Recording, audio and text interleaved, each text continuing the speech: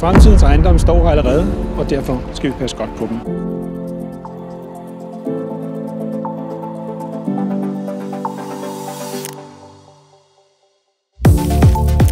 Vi tager professionel hånd om byens ejendomme ved at renovere, transformere, vedligeholde dem.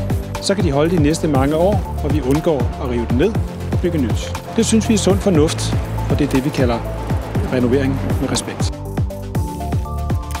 Renovering med respekt er at passe godt på byens ejendomme og sikre, at de kan stå her i mange år endnu, til glæde for alle dem, der bor i byen og dem, der bor i byens ejendom.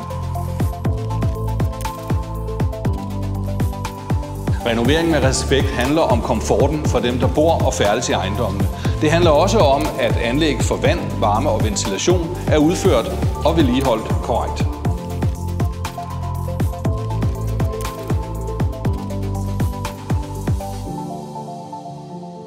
Renovering med respekt er at passe godt på menneskerne på byggepladserne.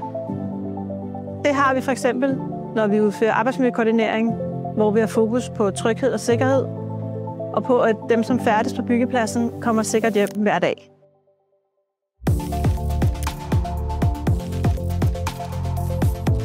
Renovering med respekt er at finde konkrete, bæredygtige løsninger, hvor vi tager kærlig hånd om vores fælles ressourcer og byggematerialer.